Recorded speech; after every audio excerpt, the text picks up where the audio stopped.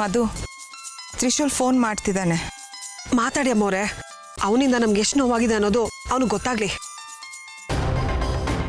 Hello ಮಾ, ಎಲ್ಲಿದ್ದೀರಮ್ಮ ನೀವು? ಶಿವಾನಿ ಮನೆ ಮುಂದೆ ಇದ್ದೀರಾ? ಶಿವಾನಿನ ಮನೆಗೆ ವಾಪಸ್ ಕರ್ಕೊಂಡು ಬರೋಣ ಅಂತ ಬಂದಿದ್ದೀನಿ. ಮಾ, ನೀವ್ ಯಾಕೆ ನೀವು ಹೋಗೋದ್ರಿ? ಇನ್ನೇನೋ ಮಾಡೋದು? ನೀನೇನೋ ಅವಳ ಕುತ್ತಿಗೆಗೆ ತಾಳಿ ಕಟ್ಟಿ ಹೆಂಡತಿ ಅಂತ ಹೇಳಿಬಿಟ್ಟೆ. ಬರೀ ತಾಳಿ ಕಟ್ಟಿದ್ರೆ ಹೆಂಡತಿ ಆಗಲ್ಲ, ಸಂಸಾರನೂ ಮಾಡಬೇಕು. ಅದಕ್ಕೆ ಅವಳನ್ನ ಮನೆಗೆ ಕರ್ಕೊಂಡು ಬರಬೇಕಲ್ವಾ? ಮಾ, ಅದಕ್ಕೆ ನಾನೇ ಇದ್ದೀನಲ್ಲಮ್ಮ. ನಾನೇನೋ ಪ್ರಯತ್ನ ಮಾಡಿ ಅವಳನ್ನು ವಾಪಸ್ ಕರ್ಕೊಂಬರ್ತಾ ಇದ್ದೆ. ನಿನ್ನಿಂದ ಆಗಿದ್ರೆ ನಿನ್ನ ಪ್ರೀತಿ ಅವಳು ಒಪ್ಪೋ ಹಾಗೆ ಮಾಡ್ತಿದ್ದೆ. ಆದರೆ ಅದು ನಿನ್ನ ಕೈಯಲ್ಲಿ ಆಗ್ಲಿಲ್ವಲ್ಲ. ಅಲ್ಲಮ್ಮ, ಅದು ಇರಿಮ್ಮ, ನಾನು ಎಲ್ಲಿಗೆ ಬರ್ತೀನಿ. ಏನು, ನೀನು ಬರ್ತೀಯಾ? ಬೇಡ ಕಣೋ. ತ್ರಿಶೂಲ್, ನೀನ್ ಇಲ್ಲಿಗೆ ಬರೋ ಅವಶ್ಯಕತೆ ಇಲ್ಲ. ಅಪ್ಪಿ ತಪ್ಪಿ ನೀನ್ ಇಲ್ಲಿ ಬಂದು ಕೈ ಮುಗಿಯೋದು ಕಾಲಿಗೆ ಬಿಡೋ ನಾಟಕ ಎಲ್ಲ ಮಾಡಿದ್ರೆ ನೀನ್ ಕೈ ಕಾಲು ಮುರಿದಾಕ್ಬಿಡ್ತೀನಿ ಅಷ್ಟೇ. ಮಾ, ಸುಮ್ಮನೆರಮ್ಮ ನೀನು. ನೀನೇ ಕಮ್ಮಲಿಗೆಲ್ಲ ಹೋದೆ? ಆಚೆ ಬಿಸಿಲಲ್ಲಿ ಹೋಗಬಾರ್ದು ಅಂತ ಗೊತ್ತಿಲ್ವಲ್ವ ನಿಂಗೆ? ನನ್ನ ಆರೋಗ್ಯದ ಬಗ್ಗೆ ನೀನ್ ಚಿಂತೆ ಮಾಡ್ಬೇಡಪ್ಪ, ಅದನ್ನ ನಾನೇ ನೋಡ್ಕೊಳ್ತೀನಿ. ಮಾ, ಅಮ್ಮನೂ ಇಲ್ಲ ಗುಮ್ಮನೂ ಇಲ್ಲ. ನಾವ್ ಏನ್ ಮಾಡ್ತಿದೀವಿ ಅಂತ ನಮಗ್ ಗೊತ್ತಿದೆ. ನಮ್ ಜವಾಬ್ದಾರಿ ಬಗ್ಗೆ ನಮ್ಗೆ ಹೇಳಕ್ ಬರ್ಬೇಡ ನೀನು. ನಾವು ಶಿವಾನಿ ಇಲ್ಲಿಂದ ಕರ್ಕೊಂಡೇ ಬರೋದು. ಅಮ್ಮ, ನಿಂಗೆ ಹಠ ಮಾಡಿದ್ರೆ ಹಿಂಗಮ್ಮ? ಶಿವಾನಿ ನನಗೆ ಫೋನ್ ಮಾಡಿ ರೇಗಾಡ್ತಿದ್ದಾಳೆ. ನಿನ್ ಹೆಂಡ್ತಿ ತಾನೆಪ್ಪ, ಬಯಸ್ಕೋ, ಪರವಾಗಿಲ್ಲ. ಅಲ್ಲಮ್ಮ, ನೋಡ್ ತ್ರಿಶೂಲ್, ನಿನ್ನ ಹತ್ರ ಮಾತಾಡಕ್ ನಮಗ್ ಟೈಮ್ ಇಲ್ಲ. ಮನೆ ಹತ್ರ ಹೋದ್ರೆ ನಿಮ್ಮ ಅಪ್ಪನ್ಗೆ ನಾವ್ ಇಲ್ಲಿ ಬಂದಿರೋ ವಿಷಯನ ತಿಳಿಸ್ಬಿಡು. ನಾವ್ ಇಲ್ಲಿಂದ ಯಾವಾಗ ವಾಪಸ್ ಬರ್ತೀವಿ ಅಂತ ಗೊತ್ತಿಲ್ಲ. ನಾವು ಬರೋವರೆಗೂ ಊಟ ತಿಂಡಿ ವ್ಯವಸ್ಥೆ ಮಾಡ್ಕೊಳಕ್ ಹೇಳು. ತ್ರಿಶೂಲ್, ನಮ್ಮ ಮನೇಲೂ ಹೇಳಿಬಿಡು. ತನಿಷಾ ಅಡುಗೆ ಜವಾಬ್ದಾರಿ ತಗೊಳ್ಳಿ, ಗೋವಿಂದ ಮನೆ ಕಡೆ ನೋಡ್ಕೊಳ್ಳಿ. ಸರಿ, ಆದ್ರೆ ನೀನು ಇಲ್ಲಿಗೆ ಬರೋದು ಬೇಡ. ಶಿವಾನಿನ ನಾವೇ ಕರ್ಕೊಂಡು ಬರ್ತೀವಿ. ಹಲೋ ಹಲೋ,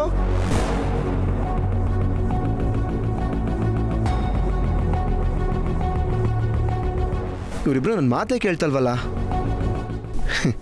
ಇವರಿಬ್ರು ಕಾನ್ಫಿಡೆನ್ಸ್ ನೋಡ್ತಾ ಇದ್ರೆ ಶಿವಾನಿನ ಪಕ್ಕ ಈ ಮನೆ ಕರ್ಕೊಂಡು ಬಂದೇ ಬರ್ತಾರೆ ಅಂತ ಅನಿಸ್ತದೆ. ಯಾವಾಗ ಬರ್ತಾಳು ಅಂತ ಕಾಯ್ತಾ ಇದ್ದೀನಿ. ಅಪ್ಪ ದೇವ್ರೆ, ಅವಳು ಇಲ್ಲಿಗೆ ಬರೋ ಕ್ಷಣ ಆದಷ್ಟು ಬೇಗ ಬರ್ಲಪ್ಪ.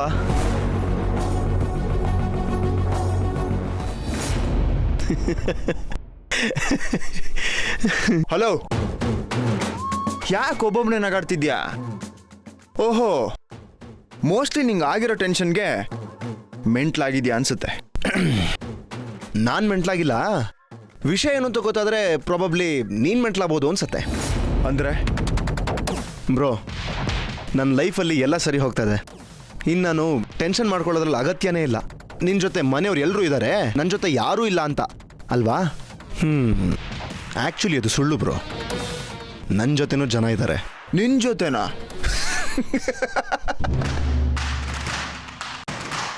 ರಸ್ತೆಯಲ್ಲಿ ಹೋಗೋರು ಬರೋರ್ನೆಲ್ಲ ಇಟ್ಕೊಂಡು ನಮ್ಮೂರು ಅಂತ ಹೇಳಿದ್ರೆ ಹೇಗೆ? ನಿನ್ನ ಫ್ಯಾಮಿಲಿ ಲೈಫ್ ಹಾಳಾಗಿರೋದು. ಸೊ ಅದಕ್ಕೆ ಫ್ಯಾಮಿಲಿಯವರೇ ಇರಬೇಕು. ಬ್ರೋ, ನಾನು ಹೇಳಿದ್ದು ಫ್ಯಾಮಿಲಿಯವ್ರನ್ನೇ. ಸಾಧ್ಯನೇ ಇಲ್ಲ. ನಿನ್ನ ಕಡೆ ಯಾರು ನಿಲ್ತಾರೆ, ನಿನಗೆ ಯಾರ ಸಪೋರ್ಟು ಸಿಗಲ್ಲ.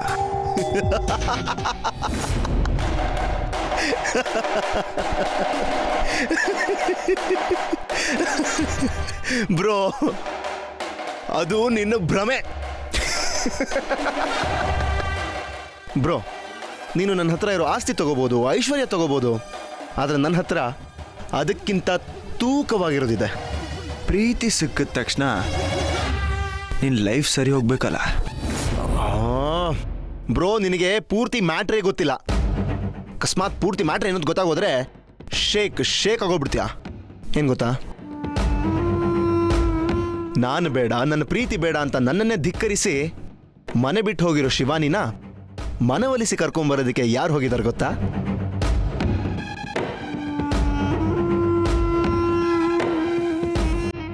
ನನ್ನ ಅಮ್ಮಂದಿರು.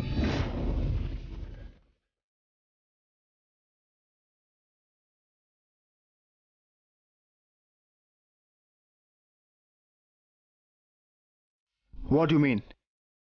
ಮಾಮ್? ಹ್ಞೂ, ನಮ್ಮ ಮಾಂಸೆ. ಪಾಪ ಹೋಗಿ ಶಿವಾನಿ ಮನೆ ಎದುರುಗಡೆ ಕೂತ್ಕೊಂಡ್ಬಿಟ್ಟಿದ್ದಾರೆ. ಅವಳು ವಾಪಸ್ ಬರೋ ತನಕ ಬಿಡೋದಿಲ್ಲ ಅಂತ ಹಠ ಹಿಡಿದ್ಬಿಟ್ಟಿದ್ದಾರೆ ಬ್ರೋ. ನಿನಗೆ ಗೊತ್ತಲ್ಲ ನಮ್ಮಮ್ಮಂದ್ರು ಹಠ ಹಿಡಿದ ಮೇಲೆ ಅದನ್ನು ಸಾಧಿಸದೆ ಯಾವುದೇ ಕಾರಣಕ್ಕೂ ವಾಪಸ್ ಬರೋದಿಲ್ಲ ಅಂತ. ಇವಾಗ ನೋಡ್ತಾರು ಶಿವಾನಿನ 100% ಇಲ್ಲಿಗೆ ಕರ್ಕೊಂಡು ಬಂದೇ ಬರ್ತಾರೆ. ಆವಾಗ ನನ್ನ ಲೈಫ್ ಸ್ಟಾರ್ಟ್. ಬ್ರೋ, ಚಾಲೆಂಜ್ ಮಾಡೋದು ದೊಡ್ಡದಲ್ಲ. ಚಾಲೆಂಜ್ ಮಾಡಿದ್ಮೇಲೆ ಅದಕ್ಕೆ ತಕ್ಕನಾಗಿ ನಡ್ಕೋಬೇಕು. ಶಿವಾನಿ ವಾಪಸ್ ಬಂದಮೇಲೆ ನಮ್ಮಿಬ್ರು ಸಂಸಾರನೇ ಶುರುವಾಗ್ಬಿಡತ್ತೆ. ಆಮೇಲೆ ನೀನು ಸೋತೋಗ್ಬಿಡ್ತೀಯ. ಅದೇ ನೋನಲ್ಲಿ ಗೋಳು ಅಂತ ಅಳ್ತಾ ಇರ್ತೀಯ. ಹಾಂ, ಅಯ್ಯೋ ನನಗದೆಲ್ಲ ನಾಪುಸ್ಕೊತಾ ಇದ್ರೆ ತುಂಬ ಹಿಂಸೆ ಆಗ್ತಾ ಇದೆ ಬ್ರೋ ಒಳಗಡೆ.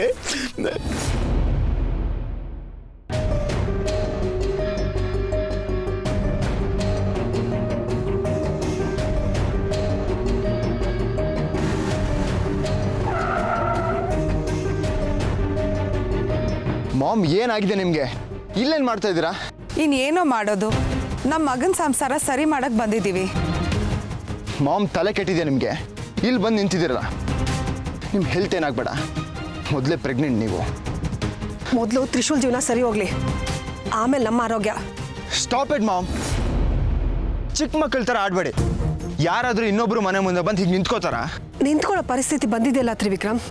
ತ್ರಿಶೂಲ್ ಜೀವನ ಹಾಳಾಗಿದೆ. ನಾವಿವಾಗ ಏನೂ ಮಾಡದೆ ಸುಮ್ಮನೆ ಇದ್ರೆ ಅವನ ಜೀವನ ಇನ್ನಷ್ಟು ಹದಗೆಡುತ್ತೆ. ತಾಯಂದ್ರಾಗಿ ಅದನ್ನ ಸರಿ ಮಾಡೋದು ನಮ್ಮಿಬ್ಬರ ಕರ್ತವ್ಯ. ಅದಕ್ಕೆ ಹೀಗೆ ಬಿಸಿಲಲ್ಲಿ ನಿಂತ್ಕೋಬೇಕಾ? ತ್ರಿಶೂಲ್ ತಾಳಿ ಕಟ್ಟಿರೋದು ನಾನು ಪ್ರೀತಿಸ್ತಾರ ಹುಡುಗಿಗೆ. ಅವನು ತಪ್ಪು ಮಾಡಿದ್ದಾನೆ. ಅದನ್ನು ಅಪೋಸ್ ಮಾಡೋದು ಬಿಟ್ಟು ಸಪೋರ್ಟ್ ಮಾಡ್ತಾ ಇದ್ದೀರಲ್ಲ. ತ್ರಿವಿಕ್ರಮ್, ನಾನು ನಿನಗೆ ಮೊನ್ನೆನೇ ಹೇಳಿದ್ದೆ, ಆಗಿದ್ದೆಲ್ಲ ಆಗೋಯ್ತು. ಅದನ್ನೇ ಮಾತಾಡಿ ರಗಳೆ ಮಾಡೋದು ಬೇಡ ಅಂತ. ಹೌದು, ಬೇರೆಯವ್ರು ತಪ್ಪು ಮಾಡಿದರೆ ಅವ್ರ ವಿರುದ್ಧ ತಿರುಗಿ ಬೀಳ್ಬೋದಿತ್ತು.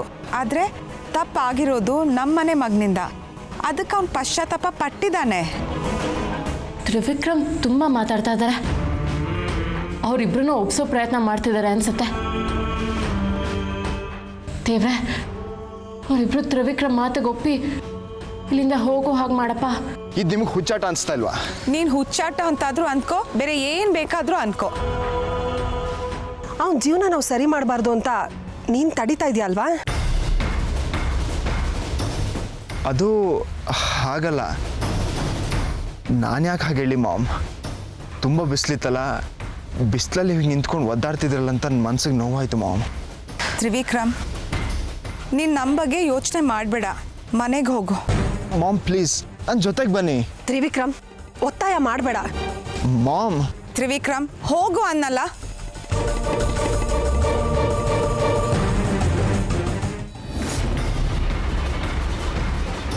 ಅಯ್ಯೋ, ತ್ರಿವಿಕ್ರಮ್ ಯಾಕೆ ಹಾಗೆ ಹೋಗ್ತಿದ್ದಾರೆ? ಇವರಿಬ್ರು ಅವ್ರ ಮಾತಿಗೆ ಒಪ್ಪಿಲ್ಲ ಅನ್ಸುತ್ತೆ. ಛೇ, ಏನು ಮಾಡೋದೀಗ? ಇವರಿಬ್ರು ಇಲ್ಲಿಂದ ಹೇಗೆ ಕಳ್ಸೋದು?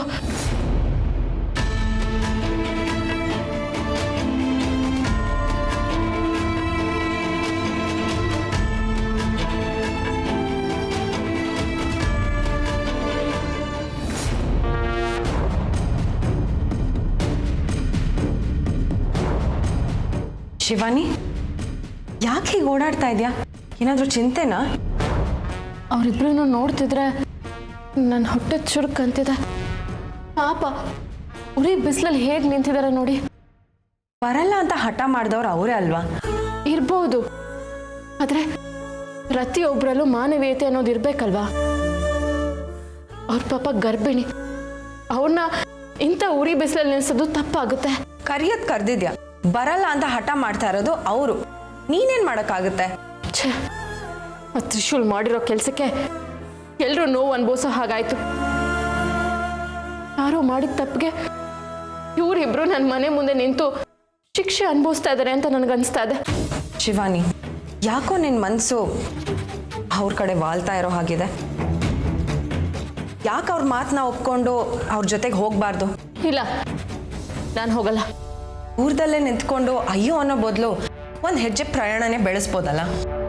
ನನಗಿಷ್ಟ ಇಲ್ದಿರೋದನ್ನ ನಾನು ಯಾವುದೇ ಕಾರಣಕ್ಕೂ ಮಾಡೋದಿಲ್ಲ. ನಾನು ಅವ್ರ ಮನೆಗೆ ಕಾಲಿಡಲ್ಲ. ಅವ್ರನ್ನ ಬೈದ್ಬಿಟ್ಟು ಕಳಿಸ್ಬೋದಲ್ಲ? ಪಾಪ, ಅವ್ರ ಮೇಲೆ ಕೋಪ ತೋರಿಸಿದ್ರೆ ತಪ್ಪಾಗುತ್ತೆ. ನನಗೆ ಕೋಪ ಇರೋದು ಆ ತ್ರಿಶೂಲ್ ಮೇಲೆ. ನನಗೆ ಮೋಸ ಮಾಡಿದ್ದು ಅವನು.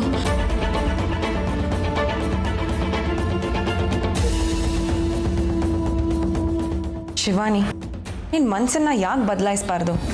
ಅಂದರೆ ನಿಮ್ಮ ಮಾತಿನ ಅರ್ಥ? ಅಲ್ಲ, ಅಂದರೆ ಹೊಂದಾಣಿಕೆ ಮಾಡಿಕೊಂಡು ಜೀವನ ಸಾಗಿಸು. ತ್ರಿವಿಕ್ರಮ್ ಜಾಗದಲ್ಲಿ ತ್ರಿಶೂಲ್ ಇರ್ತಾನೆ ಅಷ್ಟೇ. ಇಲ್ಲ, ಸಾಧ್ಯ ಇಲ್ಲ. ತ್ರಿವಿಕ್ರಮ್ ಜಾಗಕ್ಕೆ ಇನ್ನೊಬ್ಬ ಬರೋದು ನನಗಿಷ್ಟ ಇಲ್ಲ. ತ್ರಿವಿಕ್ರಮ್ ಬಗ್ಗೆ ನಿಮ್ಗಿನ್ನೂ ಗೊತ್ತಿಲ್ಲ. ಮತ್ತೆ ಇವಾಗ ಏನು ಮಾಡ್ತೀಯಾ? ತಿಕ್ಕೆ ತೋಚ್ತಾ ಇಲ್ಲ ನನಗೆ. ನನ್ನ ಪರಿಸ್ಥಿತಿ ಹೇಗಿದೆ ಅಂದರೆ, ಆಗ ನಾನು ಬಯಸಿದ್ದು ನನಗೆ ಸಿಗಲಿಲ್ಲ. ಈಗ ನಾನು ಬಯಸಿದ್ದು ನನ್ನ ಕಣ್ಣು ಮುಂದೆ ಇದ್ರು ಅದನ್ನು ಪಡ್ಕೊಳಕ್ಕಾಗ್ತಿಲ್ಲ. ತ್ರಿವಿಕ್ರಮ್ಗೆ ನನ್ನ ಮುಖನೇ ತೋರ್ಸಕ್ಕಾಗ್ತಿಲ್ಲ. ಏನು ಮಾಡಲಿ ನಾನು? ಶಿವಾನಿ, ಸಮಾಧಾನ ಮಾಡ್ಕೊ. ಎಷ್ಟು ಅಂತ ಸಮಾಧಾನ ಮಾಡ್ಕೊಳ್ಳಿ? ಆಗಿರೋ ಗಾಯ ವಾಸಿ ಆಗ್ತಾನೆ ಇಲ್ಲ, ಇನ್ನಷ್ಟು ಹುಣ್ಣಾಗ್ತಿದೆ. ನೀನು ಮಾಡ್ತಾ ಇರೋ ತಪ್ಪು ಇದೇನೆ. ಮಾನಸಿಕವಾಗಿ ಕುಗ್ಗದಷ್ಟು ಅವ್ರು ನಿನ್ನ ಮನಸ್ಸನ್ನ ಬದಲಾಯಿಸೋ ಪ್ರಯತ್ನ ಮಾಡ್ತಾ ಇದ್ದಾರೆ. ಅದೇ ಅವ್ರ ಯೋಚನೆ ಕೂಡ. ಇದ್ರೂ ಇರ್ಬೋದು, ಯಾಕಂದ್ರೆ ತ್ರಿಶೂಲ್ ಅಂತ ಅವನು ಬೇಳೆ ಬೇಯಿಸ್ಕೊಳಕ್ಕೆ ಏನು ಬೇಕಾದರೂ ಮಾಡ್ತಾನೆ. ಅದಕ್ಕೂ ನಾನು ಸ್ವಲ್ಪ ಹುಷಾರಾಗೇ ಇರಬೇಕು.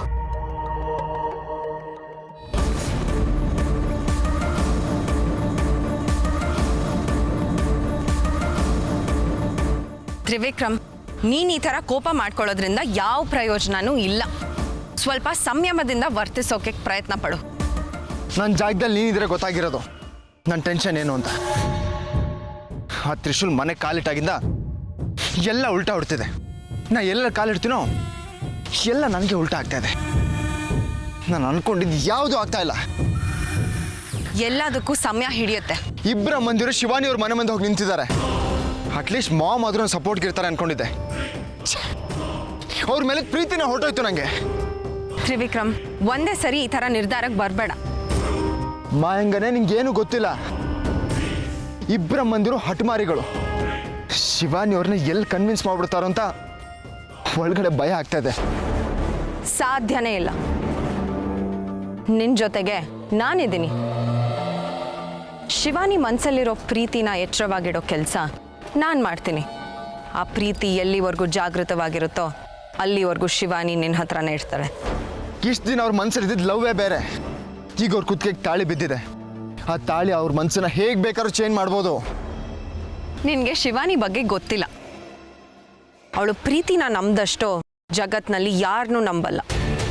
ಅಂದರೆ ನನಗಿಂತ ಜಾಸ್ತಿ ಶಿವಾನಿ ಅವ್ರ ಬಗ್ಗೆ ನಿಂಗೆ ಗೊತ್ತಾ? ಗೊತ್ತಿದೆ ಅನ್ಕೋ. ಇದಕ್ಕೂ ವಿವರಣೆ ಕೇಳಬೇಡ. ನೋಡು ತ್ರಿವಿಕ್ರಮ್, ಶಿವಾನಿ ಮನಸ್ಸಿಗೆ ಲಗಾಮ್ ಹಾಕೋ ಕೆಲಸ ನಂದು. ಪ್ರೀತಿ ಅನ್ನೋದು ಅಷ್ಟು ಸುಲಭವಾಗಿ ಮರೆಯೋ ವಿಷಯ ಅಲ್ಲ. ಒಂದ್ಸತಿ ಗಟ್ಟಿಯಾಗಿ ನಾಟಿದ್ರೆ ಅದು ಕಿತ್ರೂ ಕಲೆ ಮಾಸಲ್ಲ. ನಿನಗೆ ಶಿವಾನಿ ಲವ್ ಸ್ಟ್ರಾಂಗ್ ಅನಿಸ್ತಾ ಇದೆ, ಆದರೆ ನನಗೆ ಅಮ್ಮಂದಿರ ಹಠ ಸ್ಟ್ರಾಂಗ್ ಅನಿಸ್ತದೆ. ಅವ್ರು ಸೆಂಟಿಮೆಂಟಲ್ಲಿ ಹೇಗಾದರೂ ಮಾಡಿ ಯಾರನ್ನು ಬೇಕಾದರೂ ಬಗ್ಸೋ ತಾಕತ್ ಅವ್ರಿಗಿದೆ. ಹಾಗೇನಾಗಲ್ಲ. ಬಾಯಲ್ಲಿ ಆಡೋದು ತುಂಬ ಸುಲಭ, ಆದರೆ ಅದೇ ನಂಬಿಕೆ ಎದೆಲ್ಲಿ ಬರೋದು ತುಂಬ ಕಷ್ಟ. ಅವ್ರೇನಾದರೂ ಅಪ್ಪಿ ತಪ್ಪಿ ಶಿವಾನಿ ಮನಸ್ಸನ್ನ ಬದಲಾಯಿಸಿದ್ರೆ ನಾನು ಮಾತ್ರ ಮನುಷ್ಯ ಆಗಿರಲ್ಲ, ಮೃಗ ಆಗಿರ್ತೀನಿ. ಶಿವಾನಿ ಅವ್ರ ಕುತ್ತಿಗೆಯಲ್ಲಿ ತಾಳಿ ಜಾಸ್ತಿ ದಿನ ಉಳಿಬಾರ್ದು. ನಾನು ಅದನ್ನು ಉಳಿಯಕ್ಕೂ ಬಿಡಲ್ಲ.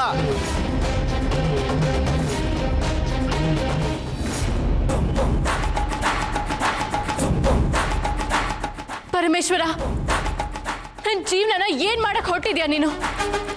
ಒಂದಾದ್ಮೇಲೆ ಒಂದು ಅಗ್ನಿ ಪರೀಕ್ಷೆಗಳನ್ನ ನೀಡ್ತಾನೆ ಇದೆಯಲ್ಲ, ಯಾಕೆ ಹೀಗೆ ಮಾಡ್ತಿದ್ಯಾ? ನಾನು ಬಯಸಿದ್ದು ಯಾವುದು ನನಗೆ ಸಿಗ್ತಾ ಇಲ್ಲ. ನಾನು ಬಯಸಿದ್ದು ನನ್ನ ಕಣ್ಣು ಮುಂದೆ ಇದ್ರು ಅದನ್ನ ಎದುರಿಸಕ್ ಆಗ್ತಿಲ್ಲ ನನಗೆ. ಆದಿಶೇಷ ಆದಿಶೇಷ ಅಂತ ನಾನು ಇಷ್ಟು ವರ್ಷಗಳು ಪರಿತಪ್ಪಿಸ್ತಾ ಇದ್ದೆ. ಆದ್ರೆ ಈಗ ನಾನು ಅವನಿಗೆ ಮುಖ ತೋರ್ಸಕ್ಕೂ ಆಗ್ತಿಲ್ಲ. ನನ್ನ ಯಾಕೆ ಈ ಪರಿಸ್ಥಿತಿಗೆ ತಂದ್ಬಿಟ್ಟೆ ಪರಮೇಶ್ವರ? ಇದಕ್ಕೇನಾ ಇಷ್ಟು ವರ್ಷಗಳು ನನ್ನ ಬದುಕಿಸಿದ್ದು? ಬೇಡ ಬೇಡ ಅಂತ ನಾನೇ ಬಯಸಿ ಸಾಯಕ್ಕೆ ಹೊರಟ್ರು ಸಾವು ನನಗೆ ಸಿಗ್ತಿಲ್ಲ. ಇಲ್ಲ, ನನ್ನ ಪ್ರೀತಿನ ಕಳ್ಕೊಂಡು ನನ್ನ ಕೈಲಿ ಬದುಕಕ್ಕಾಗಲ್ಲ ಪರಮೇಶ್ವರ.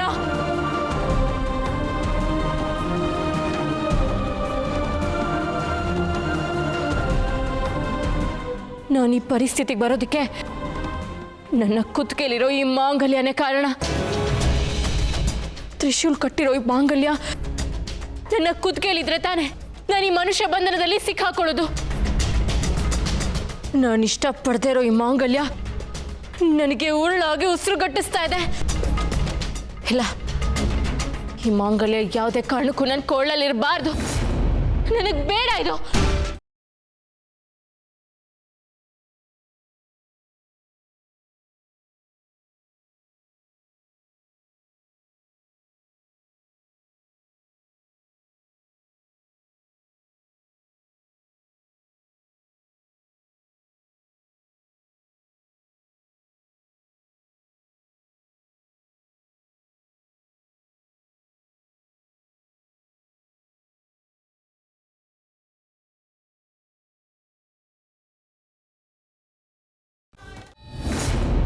ವಾಸುಕಿ ದೇವ, ಪರಮೇಶ್ವರನ ಕೊಳ್ಳಲಿರೋ ನಾಗಲೋಕದ ಅಧಿಪತಿ ವಾಸುಕಿ ದೇವ.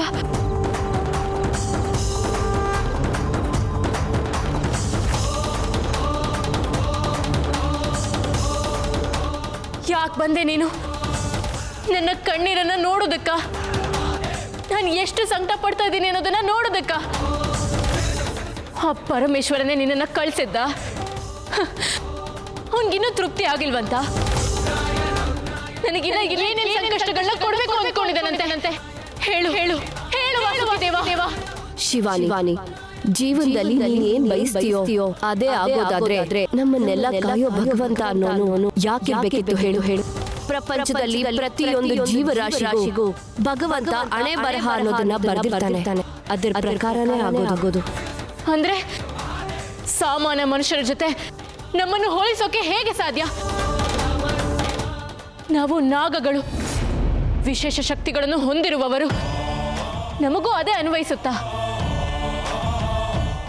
ಏನೇನೋ ಹೇಳಿ ನನ್ನನ್ನು ತಡೆಯೋದಕ್ಕೆ ನೋಡಬೇಡಿ. ಪರಮೇಶ್ವರ ನನಗೆ ಎಲ್ಲ ಸಂಕಷ್ಟಗಳನ್ನೇ ಕೊಟ್ಟಿರೋದು. ಅವನು ಯಾಕೆ ಹೀಗೆ ಮಾಡ್ತಾ ಇದ್ದಾನೋ ಗೊತ್ತಿಲ್ಲ. ನನ್ನ ವಿಷಯದಲ್ಲಿ ಅವನು ಕೇವಲ ಕಲ್ಲಾಗಿದ್ದಾನೆ ಅನಿಸ್ತಿದೆ. ಶಿವಾನಿ,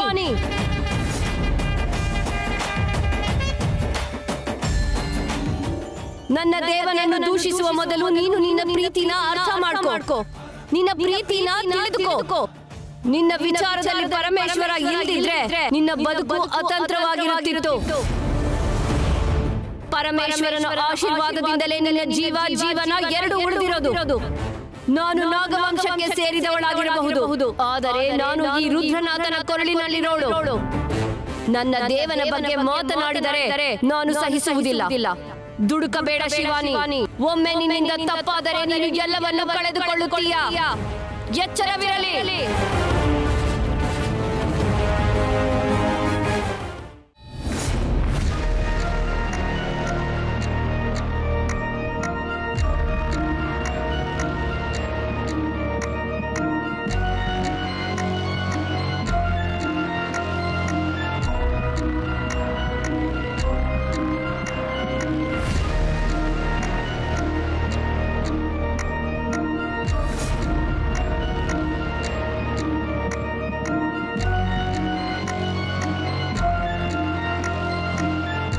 ಇದನ್ನು ಮನೆಗೇನೋ ತಂದುಬಿಟ್ಟೆ, ಇದನ್ನೆಲ್ಲಿ ಬಚ್ಚಿಡೋದು?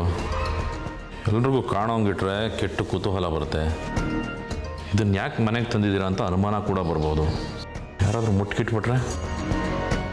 ಇಲ್ಲ, ಇದಕ್ಕೊಂದು ಒಳ್ಳೆ ಜಾಗ ನೋಡಿ ಬಚ್ಚಿಡಬೇಕು. ಮಧು ಕೂಡ ಮನೇಲಿಲ್ಲ ಅನಿಸುತ್ತೆ. ಅವಳು ಬರೋಷ್ಟರಲ್ಲಿ ಇದಕ್ಕೊಂದು ಒಳ್ಳೆ ಜಾಗ ನೋಡೋಣ.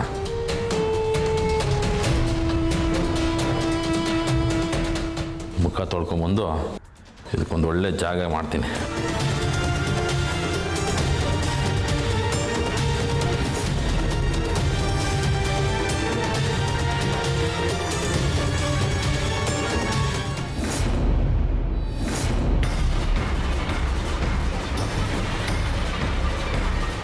ಗೊಂಬೆ ಎಲ್ಲಿಟ್ಟಿದ್ದಲ್ಲ, ಎಲ್ಲೋಯ್ತು?